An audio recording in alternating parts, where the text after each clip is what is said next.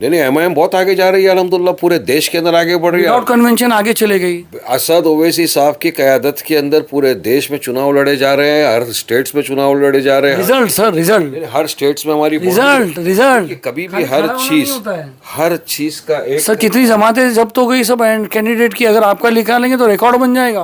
World तो नहीं मगर नेशनल रिकॉर्ड तो जरूर बनेगा। अरे सलीम भाई देखिए, हार जीत अल्लाह सुब्हान ताला के हाथ में है, मगर हम मजलूमों, दलितों की, मुसलमानों की आवाज़ बन के उनके लिए पूरे देश में तो जा रहे हैं। अब चुनाव तो सब लड़ते हैं, किसकी ज़मानत जाती है, कोई जीतते भी है। अब जीतते भी तो है ना हमारे लोग पूरी तरह से। आज हमारे पास इतने सारे एमएलए, हमारे एमपी औरंगाबाद में भी है, असद ओवैसी साहब है, कॉरपोरेटर्स है इतने सारे। तो स्लो फैलता है ना, जब जो slow and steady wins the race. ये हमेशा एक प्रॉवर्ब याद रखना, इंग्लिश का बहुत महत्वपूर्ण प्रॉवर्ब है। Slow and steady wins the race. अब फास्ट भागोगे गिर जाओगे, और हम आराम से पूरे देश में जा रहे हैं। और आप दूसरी चीज़ मार्क क्यों नहीं करते कि लोग कितनी मोहब्बत से, प्यार से असद साहब को नवाजते हैं, दुआओं से नवाजते हैं, और इंशाल्लाह हमको यकीन है, सब कुछ से नवाजते, खाली वोट से नहीं नवाजते। और उनको इंशाल्लाह उम्मीद है, यकीन है कि मजलिस पूरे देश के अंदर एक अच्छा नाम तो कर ली है, आगे परफॉर्मेंस भी अच्छा होगा और हमारे लोग जीतेंगे। आप देखिए इंशाल्लाह, मुझे अल्लाह की ज़ात से पूरा यकीन है कि हमारे भी कैंडिडेट्स जीतेंगे और अच्छा परफॉर्मेंस भी करेंगे। भाई में दूसरा सवाल ये होता है कि मुंबई को क्यों अलग रखा गया है, ऐसा क्या बात है कि मुंबई में क्यों नहीं? हर चीज़ मुंबई है, मुंबई आइकॉनिक जगह है। मुंबई में आप भी पहले एमएलए रह चुके हैं, तो क्या मुंबई इतनी कमज़ोर हो गई कि मुंबई में कन्वेंशन नहीं होगा? नहीं, देखिए आपने लगता है इम्तियाज़ भाई का ट्वीट नहीं पढ़ा। इम्तियाज़ भाई ने लिखा है उस पर कि हमारा एमआईएम का कन्वेंशन है, नेशनल कन्वेंशन 25, 26 को है, मुंबई स्ट्रोक मुमरा। आप अगर देखेंगे तो अभी आपके प्रोग्राम में कहीं मुंबई का तो कुछ भी जिक्र नहीं है। मलाड कहाँ है? मलाड कहाँ है? मुंबई। आप जानते हो मुंबई की मतलब से मैं आपका जो मेन गढ़ है उसकी बात कर रहा हूँ। नहीं, मेन गढ़ तो पूरा हिंदुस्तान है अल्हम्दुलिल्लाह आपकी दुआ से। मैं वारिस पठान का मेन गढ़ बोल रहा हूँ। अल्हम्दुलिल्लाह बोल दो मेरा वाइकल्ला नहीं है, चलो ये बोल दो, मजा आ जाएगा। देखिए आप बोल दो मेरा। नहीं, अभी आपका हिंदुस्तान है, वाइकल्ला पहले बोल। बिल्कुल, सुनिए बात मेरी सर। मेन गढ़ की नहीं, इसका सवाल का जवाब। वारिस पठान मजलिस इत्तेहादुल मुस्लिमीन का एक छोटा सा एक सिपाही है। सर मेरा सवाल ये है, आप सुनो, बाइकल्ला गढ़ है कि हिंदुस्तान गढ़ है? सुनेंगे तो मालूम पड़ेगा। मैंने हमेशा एक डायलॉग मेरा मालूम है ना सलीम भाई, इलाके कुत्ते और बिल्लियों के होते हैं, और मजलिस इत्तेहादुल मुस्लिमीन शेर है। मैं यहाँ वारिस पठान की बात कर रहा हूँ। वारिस पठान भी छोटा सा वारिस पठान कार्य करता है। बाइकल्ला या देश, खैर वो मतलब मैं नहीं बोल रहा हूँ। वारिस पठान का गढ़ कौन सा है, बाइकल्ला या ऑल ओवर इंडिया? पूरा देश अल्हम्दुलिल्लाह मजलिस इत्तेहादुल मुस्लिमीन का। वारिस आप सवाल से बच रहे हो, मैं कह रहा हूँ सवाल से नहीं बच रहे।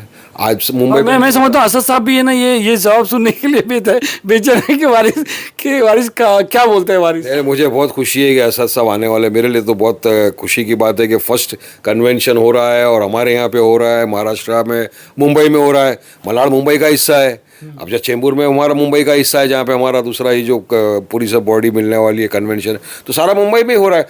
अब कुछ चीज़ें ऐसी होती है कि जो कन्वेंशन है तो कहीं भी होता है। एक पार्टी की मीटिंग है, उसके बाद जलसे तो आप देखिए ना, जलसा तो होगा धमाल से। मुमरा में भी धमाल है और इंशाल्लाह मलाड में भी धमाल है। लोगों को सुनने में मिलेगा। हालात हाजरा के ऊपर असद भाई अपनी बात रखेंगे पूरी तरह से। हमारे दूसरे जो नेता लीडर आ रहे हैं, स्टेट प्रेसिडेंट, वो अपनी अपनी बातें रखेंगे।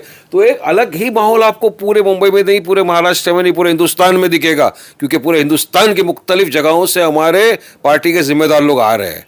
और इस टाइम तो इंशाल्लाह हमको उम्मीद है ओवैसी ब्रदर्स दोनों आएंगे, हमको यकीन है इंशाल्लाह। असद ओवैसी साहब भी आएंगे, अकबर ओवैसी साहब भी आएंगे। तो कंफर्म नहीं हुआ कि अकबर भाई आ रहे हैं? आएंगे इंशाल्लाह, पूरा यकीन है हमको। अकबर भाई भी आएंगे, असद भाई भी आएंगे। वारिस भाई ठीक है, ये तो कन्वेंशन की बात हो गई। कन्वेंशन अगले साल होएगा कि खाली बीएमसी इलेक्शन आ रहा है इसलिए ज़रा मुंबई में आजू बाजू में थोड़ा सा ये करना है, इलेक्शन को मद्देनजर रखते हुए? अभी वो डिसाइड करेगी पार्टी के हर साल कहाँ करना है, कैसे करना है। मैं कह रहा हूँ कि ये जो कन्वेंशन रखा गया है, ये बीएमसी इलेक्शन को मद्देनजर रखते किया गया है कि भाई कैसे जीतना है बीएमसी इलेक्शन, क्योंकि देश की सब में बड़ी जो सब में अमीर जो है ये है म्यूनसिपैलिटी, वो बीएमसी है। तो क्या इसके मद्देनजर रखा गया है? देखिए, इस कन्वेंशन का जो बेनिफिट है सलीम भाई, वो पूरे देश के लोगों को मिलेगा। देश के खास तौर से अभी खाली एमएम को मिल जाए, अभी खाली एमएम को मिल जाए बस। मेरे को खाली ये बताइए, बीएमसी जो है, बीएमसी इलेक्शन को मद्देनजर रखते हुए कन्वेंशन रखा गया है। इलेक्शन तो पूरे हिंदुस्तान में हो रहा है हमारी अभी तो कभी भी हो जाएगा बीएमसी इलेक्शन। हर जगह फ़ायदा होगा, क्योंकि इससे गाइडलाइंस मिलेगी एक एक को, प्रेसिडेंट्स को, स्पोक्स पर्सनस को, जितने हमारे पार्टी के नेता, लीडर, कॉर्पोरेटर, सबको एक गाइडलाइन होगी, लोगों के विचार आएंगे सबके सामने, तो इससे तो बेनिफिट होना ही होना है इंशाल्लाह। और हमको यकीन है इसका बेनिफिट सिर्फ महाराष्ट्र के अंदर नहीं, पूरे हिंदुस्तान के अंदर होगा, क्योंकि असद ओवैसी साहब खुद उसको कन्वे करेंगे किस तरह से क्या करना। तो आप सोचिए ना कि एक बड़ी बात है ये, और पूरी तरह से सबको फ़ायदा होगा। दूसरी बात करते हैं वारिस भाई, थोड़ा सा एक पर्सनल सवाल है आपसे, क्या कर रहे हो, बाइकल इलेक्शन लड़ोगे? पार्टी डिसाइड करेगी। पहले वारिस पठान डिसाइड करेगा? नहीं, पहले पार्टी डिसाइड करेगी। मैं बताया ना, वारिस पठान एक छोटा सा पार्टी का कार्यकर्ता, छोटे से पार्टी के कार्यकर्ता को क्या टिकट मिलेगी, पहला सवाल। दूसरा सवाल है कि वारिस पठान क्या लड़ने की सोच रहे हैं वहाँ से? देखिए, हमारे पार्टी के प्रेसिडेंट है असद ओवैसी साहब। असद ओवैसी साहब बोलेंगे वारिस तुमको यहाँ से चुनाव लड़ना है, वारिस पठान। क्या आप ऐसा तो नहीं अभी पूरी इंडिया में घूम रहे हो, वाह वाह हो रही है, इतना स्टेज पे ये कर रहे हो, क्या ऐसा तो नहीं बाहर कहीं आप सेफ जोन देख रहे हो? नहीं, देखिए, मुझे जो पार्टी ने हुक्म दिया वो मैं करता हूँ। पार्टी ने मुझे, अच्छा, अगर वारिस पठान को चांस मिले, नहीं पहले तो आप खड़े हो गए कि नहीं खड़े हो गए एमएलए? इंपॉर्टेंट जाओ, देखिए, पार्टी ने मुझे एक जवाबदारी दी है, स्पोक्स पर्सन बनाया है, अपनी पार्टी की तरफ से अपनी बात रखता हूँ, पार्टी की बात पूरे रखता हूँ। तो आप बहुत अच्छे हो, हर टीवी पे छाए रहते हो। और पार्टी जहाँ जहाँ हुक्म करती है असद भाई का, ये आता है आदेश कि भाई यहाँ जाना है, कैंपेनिंग करते हैं, यहाँ चुनाव है, यहाँ चले जाओ, वहाँ चले जाते हैं। जो भी आदेश होता है पार्टी का मानते थे, मानते हैं और इंशाल्लाह मानते रहेंगे। अब पार्टी बोलेगी, असद साहब बोलेंगे भाई यहाँ से लड़ना है, लड़ेंगे, पार्टी डिसाइड करेगा। मैं हर चीज़ के लिए तैयार हूँ, जो पार्टी बोलेगी मैं तो उसके लिए हमेशा तैयार रहता हूँ। पार्टी का फैसला सर्वोपरि है जी। मेरा ये कहने का मतलब है कि आपने डिसाइड किया कि इलेक्शन लड़ना है कि नहीं, चलो ठीक है, पार्टी डिसाइड करेगी, या आपको इलेक्शन लड़ना है कि जी, बिल्कुल लड़ना चाहिए इलेक्शन। अगर पहले दिमाग में आपके आए कि मुझे इलेक्शन लड़ना, तो हर की एक पहली चॉइस होती है ना सर, हर की एक पहली चॉइस, तो पहली चॉइस आपकी कहाँ की है? देखिए, पहली मैंने आपको बताया ना, चलो कॉन्स्टिट्यूंसी में नहीं जाते हैं, सिर्फ इस पे जाते एरिया में, मुंबई से। वही तो मैं आपको बता रहा हूँ कब से, आप मेरी बात ही नहीं समझ रहे। जहाँ से पार्टी डिसाइड करेगी, जो मुंबई, मुमरा, हिंदुस्तान के कोई जहाँ पार्टी बोलेगी, नहीं बता रहा हूँ मैं आपको, और वहाँ से लड़ेंगे। पार्टी बोलेगी चुनाव कोई लड़ो। 3 असद भाई आपको चॉइस देवे कि वारिस तुम 3 कोई बताओ कहाँ से तुमको खड़ाना, तो वारिस पठान कहाँ क्या क्या देगा? पहले चॉइस देंगे फिर सोचेंगे। पहले चॉइस तो आने दो। नहीं, कोई पूछेगी कि कोई 3 जगह का नाम बताइए, पब्लिक जानना चाहती है, छुपा के क्या फायदा है? जो आपके दिल में, दिल की बात लोगों से आप हमेशा बोलते हो, मेरे को मेरी दिल की बात, मोदी जी मन की बात करते हो, आप दिल की बात नहीं कर सकते। मैं दिल की बात बताता हूँ, सुनिए बात। मुझे इतने सारे वोटर्स हैं, असद साहब के चाहने वाले, अकबर भाई के चाहने, एमआईएम वाले लोग हैं, वो भी चाहेंगे ना कि भाई हम वारिस पठान के साथ है, वारिस भाई बतावे कि वारिस भाई कहाँ से चाह रहे, वारिस भाई क्यों छुपा रहे? देखिए, मुझे असद साहब की प्रेसिडेंटशिप पे, उनकी क़यादत पे इतना बहुत भरोसा है। और अगर असद साहब ने बोल दिया ना कि वारिस तुम यहाँ से लड़ो, तो आंख बंद करके वारिस पठान वहाँ से लड़ लेगा, क्योंकि मुझे यकीन है, अगर बोला है तो सोच के बोला है, बोला है तो सोच के बोला है। नेशनल टीवी पे ऐसे ही करते हैं क्या? अरे नेशनल गली न्यूज़ इसलिए ऐसा करता है, आप तो बाजू में बैठे हो ना, वहाँ तो टीवी सामने रहता है। वारिस भाई मेरे को ये बताया, ये जो आपने ये जो पॉइंट किया ना, ये यहाँ से खड़ो, यही जानना चाहते हैं कि वारिस पठान कहाँ से लड़ने वाले हैं, जहाँ से असद भाई, इच्छा क्या है तुम्हारी, दिल क्या कहता है? जो असद साहब बोलेंगे चुनाव लड़ो, यहाँ से लड़ेंगे, असद साहब बोलेंगे नहीं मत लड़ो, नहीं लड़ेंगे। रिकॉर्ड करके रख लो मेरी बात। चलो, इस बात पे मैं आपके आता हूँ। इम्तियाज़ जलील साहब जो एमपी का इलेक्शन लड़ रहे थे, आपको भी पता है, मुझे भी पता है, इम्तियाज़ भाई को भी पता हुआ है, असद साहब ने मना किया था कि वहाँ से इलेक्शन नहीं लड़ना है।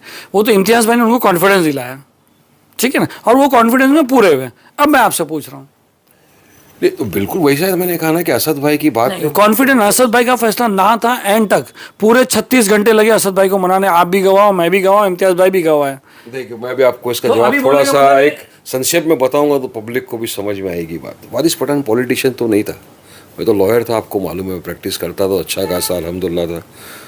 अचानक आए सियासत में, अल्लाह सुब्हानहू तआला ने हाथ थामा और मजलिस को कामयाबी मिल गई। ओवैसी ब्रदर्स और हमारे तमाम लोगों की मेहनत से जीत गए। जीतने के बाद आज यहाँ पहुँच गए आपके सामने। आज वारिस पठान, अगर वारिस पठान है, जवाब सर कहाँ से खड़े हो गए, कहाँ से खड़े? वारिस पठान अगर है ना, तो मजलिस के बैनर तले ही है ना।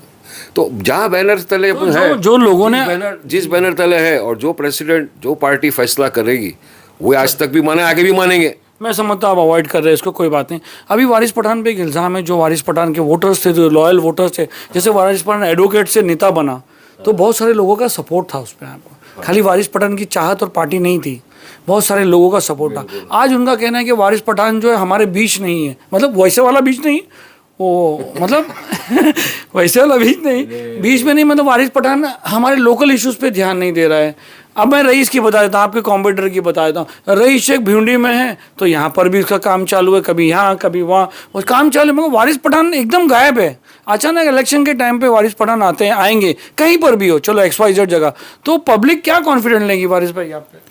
किसने बोला आपको वारिस पठान? हमारा ये है सर्वे, मैं खुद उस इलाके में रहता हूँ, मैं बोलता हूँ चलो वारिस पठान नहीं है उनके इलाके में। वारिस पठान जहाँ से खड़े हुए, जहाँ से सेकंड टाइम खड़े हुए, एक टाइम जीते, वारिस पठान उस एरिया में कुछ ध्यान नहीं दे रहे, कुछ नहीं करे। लोग कहाँ जाएंगे जो आपके हैं, जो आपके जो वोटर्स हैं वो कहाँ जाएंगे? अच्छा, अब मेरा जवाब सुनेंगे आप संक्षेप के अंदर?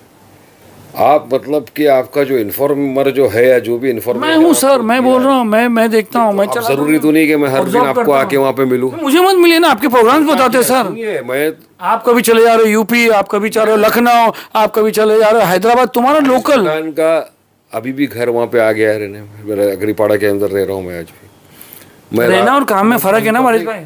रईस क्यों कहाँ पे काम कर रहा है? क्योंकि कॉर्पोरेटर था यहाँ का। हो गया ना, खत्म हो गया ना, होने के बाद भी है ना।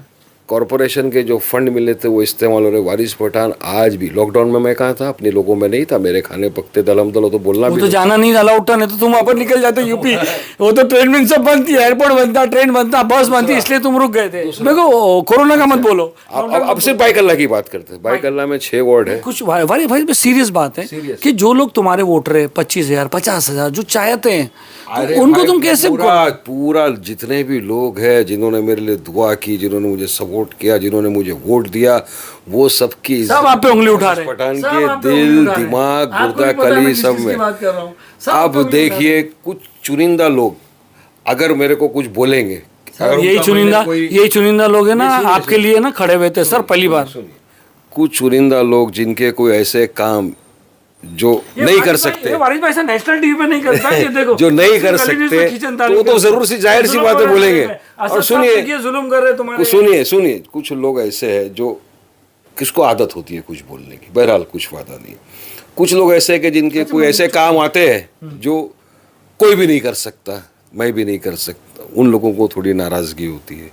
कुछ लोगों को ऐसा होता है कि नहीं हमारा भाई है तो रोज़ हमारे को मिलना चाहिए, अब रोज़ नहीं मिल सकता, लेकिन मुझे पता है उनकी मोहब्बत है ये कि मुझे याद करते हैं, और मुझे पता है कि मैं उनको कब मिलता हूँ, कहाँ मिलता हूँ, कैसे मिलता हूँ। वारिस पठान हर एक की शादी में, हर एक की नियाज में, हर एक की मैयत में, फिर तुम बोलते मिलते नहीं। और काम क्या है?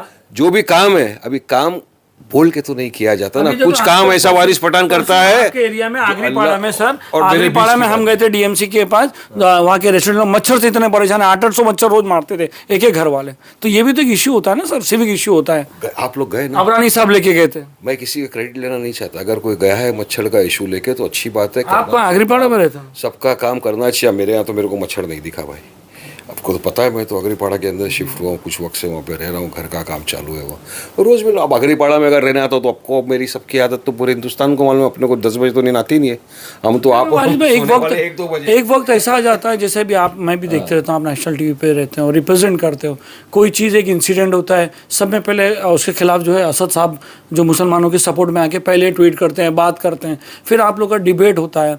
तो मैं समझता हूँ कि एक आम आदमी से जो रोज़ जिनसे मिलना उनसे कॉन्टेक्ट कम हो जाता है, समझे? तो ये प्रॉब्लम में से समझ में आती है। ये चीज़ अपने फॉलोअर्स को भी समझना चाहिए कि नहीं यार मेरा भाई उधर कर, शायद वो चीज़ वो आप लोग की नहीं दिखते। नहीं, ये मोहब्बत है, लोगों की मोहब्बत है सलीम भाई। जो मुझसे मोहब्बत करता है वो चाहेगा कि वारिस भाई मेरे यहाँ हमेशा आए, मेरे को हमेशा मिले। ये मोहब्बत है, और मैं उनकी मोहब्बत की बहुत कदर करता हूँ, बहुत इज्जत करता हूँ, उनके जज्बे का बहुत सम्मान करता हूँ कि हाँ बिल्कुल मुझे मिलना चाहिए रोज़, और मिलता भी हूँ मैं। कभी रोज़ नहीं मिल सकता सबको रोज़, मगर कोई ये सोचेगा नहीं वारिस भाई हो गए, नहीं नहीं, उनका एहसान है मेरे ऊपर, भाई कल्ला की आवाम का एहसान है मेरे पे, जिन्होंने मुझे मोहब्बत से बता दो ना कहाँ से खड़े और मैं जीता, और आज वारिस पठान बना है तो भाई कल्ला की आवाम का मोहब्बत है। और अगर कोई नाराज है तो मैं तो आपके चैनल पे बैठ के मैं उससे माफी मांगूंगा। नहीं, भाई कल्ला की बात इसलिए क्योंकि वहाँ के लोग अगर मुझसे नाराज, यशवंत यादव बहुत पावरफुल होते जा रहे हैं भाई कल्ला में, याद रखो। ये क्या पावरफुल होते जा रहे? केस है, केस होने से क्या होता है? केस तो आप पे भी,